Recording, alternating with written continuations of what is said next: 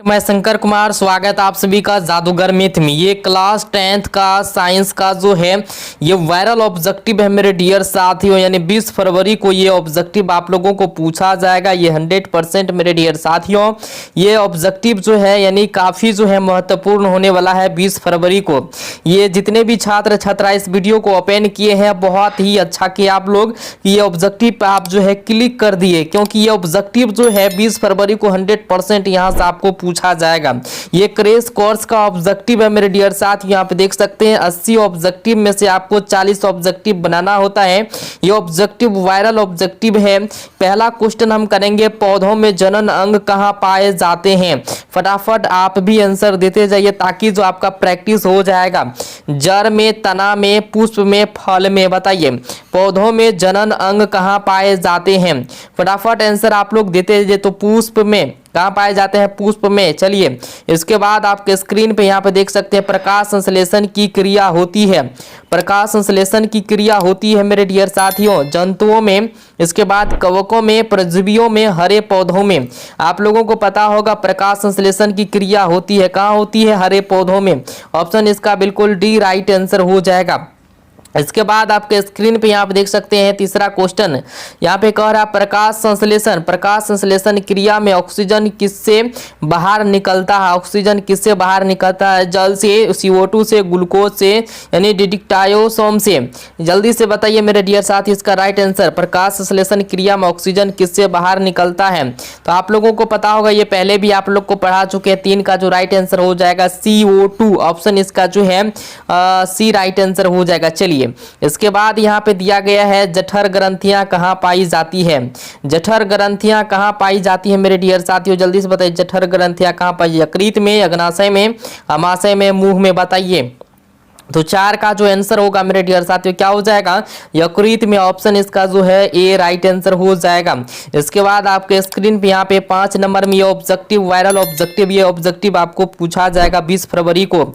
ये यहाँ पे देख सकते हैं क्वेश्चन नंबर 5 में ग्लाइकोलिसिस की प्रक्रिया संपन्न होती है तो कहाँ, स्टोमाटा में, माइटोकॉन्ड्रिया में, केंद्रक में, कोशिका द्रव्य में। बताइए इसका 5 का जो आंसर होगा मेरे डियर साथियों तो कोशिका द्रव्य में। ऑप्शन इसका जो है बिल्कुल डी राइट आंसर हो जाएगा। इसके बाद इथाइल एल्कोहल किस प्रकार का जो है श्वास से बनता है या शोषण से बनता है। यहाँ पे देख सकते हैं टाइपिंग में, बुक में भी गलत रहता है। इथाइल एल्कोहल किस प्रकार के श्वास से बनता है, यानी शोषण से बनता है। तो वायवीय शोषण, अवायवीय शोषण। इसके बाद ए एवं बी इनमें से कोई नहीं। इसका राइट आंसर आपको बताना मेरे डियर साथियों जल्दी से। 6 का जो आंसर होगा अवायवीय हो जाएगा। कौन हो जाएगा, अवायवीय। चलिए इसके बाद यहाँ पे दिया गया है सबसे छोटी अंतःस्रावी ग्रंथि कौन है। सबसे छोटी अंतःस्रावी ग्रंथि कौन है, एड्रिनल, मेडुला, प्यूटरी ग्रंथि या थोराइड। बताइए जल्दी से। प्यूटरी को हम जो है प्यूटरी ग्रंथि भी कहते हैं, आप लोग को पता होगा। 7 का जो आंसर होगा मेरे डियर साथियों प्यूटरी ग्रंथि। ऑप्शन इसका बी बिल्कुल राइट आंसर हो जाएगा। इसके बाद आपके स्क्रीन पे आप देख सकते हैं पौधों के वायवीय भागों से जल के हर्ष की क्रिया कहलाती है। क्या कहलाती है, वाष्पोत्सर्जन, विसरण, परागण, निषेचन। बताइए इसका राइट आंसर क्या हो जाएगा। 8 का आंसर हो जाएगा मेरे डियर साथियों क्या हो, जो वाष्पोत्सर्जन। ऑप्शन इसका बी बिल्कुल राइट आंसर हो जाएगा। में कारा घेंघा रोग पनपता है रक्त की कमी से, चीनी की कमी से, इसके बाद जो है आयोडीन की कमी से, मोटापा से।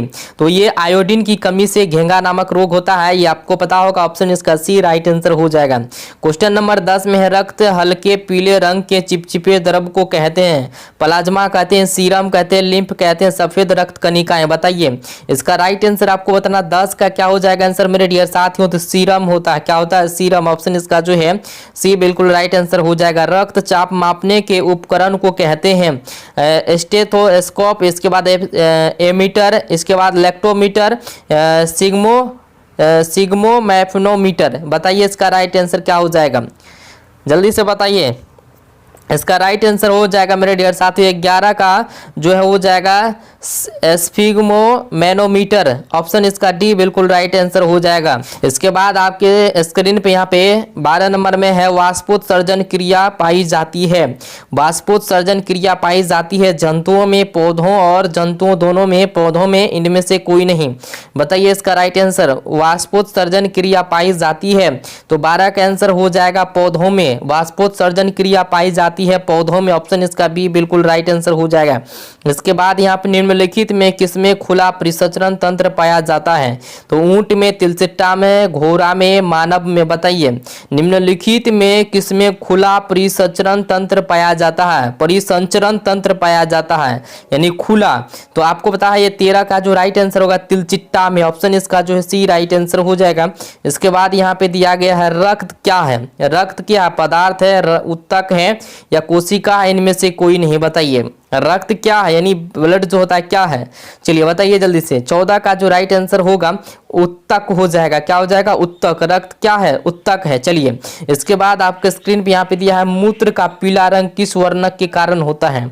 यानी मूत्र का जो है पीला रंग किस वर्णक के कारण होता है? बताइए जल्दी से। तो यहाँ पे है ल्यूकोप्लास्ट है, यूरोक्रोम है, क्रोलोप्लास्ट है, यहाँ पे इसके बाद है क्रोमोप्लास्ट है। इसका राइट आंसर क्या हो जाएगा 15 का? तो ये हो जाएगा यूरोक्रोम। यूरोक्रोम ऑप्शन इसका जो है सी राइट आंसर हो जाएगा। ये बात 16 नंबर में निम्नलिखित में कौन एक उभयलिंगी जंतु है? निम्नलिखित में कौन एक उभयलिंगी जंतु है? हाथी है, कुत्ता है, गाय है, केंचुआ है। बताइए इसका राइट आंसर क्या हो जाएगा? 16 का आंसर होगा मेरे डियर साथियों केंचुआ हो जाएगा। ऑप्शन इसका जो है डी राइट आंसर हो जाएगा। इसके बाद है यूरिया रक्त में कहां से प्रवेश करती है? यूरिया जो है रक्त में कहां से प्रवेश करती है? वृक्क से, यकृत से, फेफड़ा से, इसके बाद जो है इनमें से कोई नहीं। बताइए इसका आंसर क्या हो जाएगा? 17 का आंसर हो जाएगा यकृत से। ऑप्शन जो है बिल्कुल सी राइट आंसर हो जाएगा। जैव आवर्धन प्रदर्शित करने वाला रसायन है यानी CFC और ATP, इसके बाद DDT, इनमें से कोई नहीं। जल्दी से बताइए इसका राइट आंसर क्या हो जाएगा?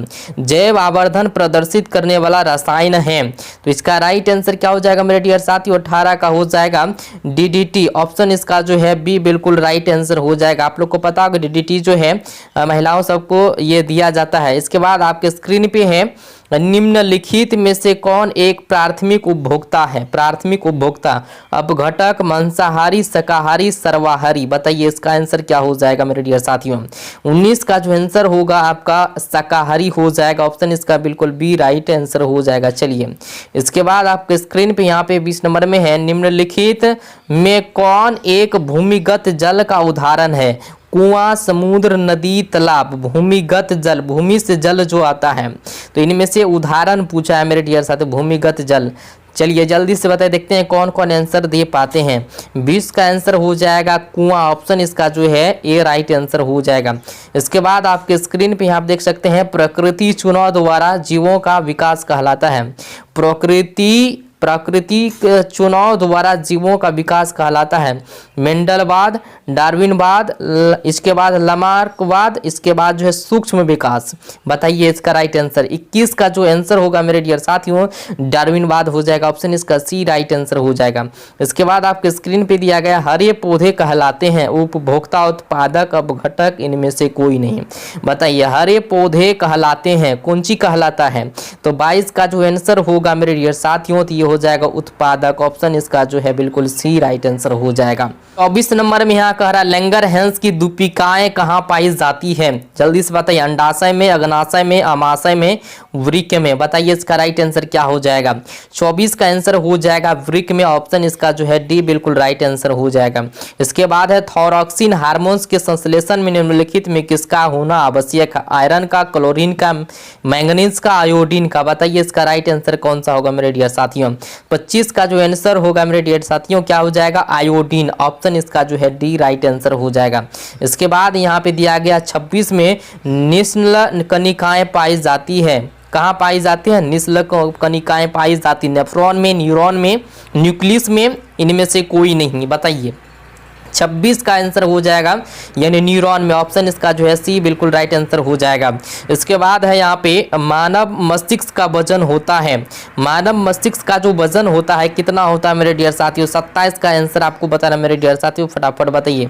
27 का आपका हो जाएगा 1.2 माइनस 1.4 केजी, यानी 1.2 केजी से लेके यानी 1.4 केजी तक जो है मानव मस्तिष्क का वजन होता है।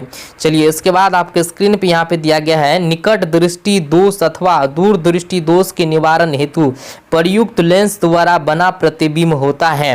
तो क्या होता है मेरे डियर साथियों? वास्तविक सीधा, काल्पनिक उल्टा, काल्पनिक सीधा, वास्तविक उल्टा। बताइए इसका राइट आंसर क्या होगा? 28 का जो आंसर होगा मेरे डियर साथियों तो ये हो जाएगा काल्पनिक सीधा। क्या हो जाएगा? काल्पनिक सीधा। चलिए इसके बाद आपके स्क्रीन पे दिया गया है, साइड मिरर के रूप में निम्नलिखित में से कौन जो है प्रयुक्त होता है? यानी गाड़ी में लगा रहता है साइड मिरर के रूप में, तो कौन इनमें से उत्तल दर्पण होता है या अवतल दर्पण या अवतल दर्पण, उत्तल लेंस? यहाँ बताइए कौन सा होगा मेरे डियर साथियों, जल्दी से। 29 का जो आंसर होगा ये आपको पूछा जाएगा 100%। ये ऑब्जेक्टिव जो है ये 20 फरवरी कोई काटने वाला नहीं है, ये 100% आपको पूछा जाएगा। ये होगा उत्तल दर्पण। ऑप्शन जो है इसका ए राइट आंसर हो जाएगा। इसके बाद है अवतल लेंस द्वारा प्राप्त प्रतिबिंब होता है, अवतल लेंस द्वारा जो है प्राप्त प्रतिबिंब होता है आभासी, छोटा, सीधा, इनमें से कोई नहीं। बताइए इसका राइट आंसर क्या होगा मेरे डियर साथियों, जल्दी से फटाफट बताइए। देखते हैं कौन कौन इसका आंसर दे पाते हैं। अवतल लेंस द्वारा प्राप्त प्रतिबिंब होता है, बताइए। 30 का जो आंसर होगा मेरे डियर साथियों क्या हो जाएगा? आभासी हो जाएगा। ऑप्शन बिल्कुल जो है इसका ए राइट आंसर हो जाएगा। ऊर्जा के एसआई मात्रक है, जूल है, जूल प्रति सेकेंड स्क्वायर। इसके बाद यहाँ पे है जूल प्रति सेकेंड, इसके बाद इनमें से कोई नहीं। बताइए इसका राइट आंसर। ऊर्जा का एसआई मात्रक जो होता है मेरे डियर साथियों क्या होता है? जूल होता है। क्या होता है? जूल। ऑप्शन इसका ए राइट आंसर हो जाएगा।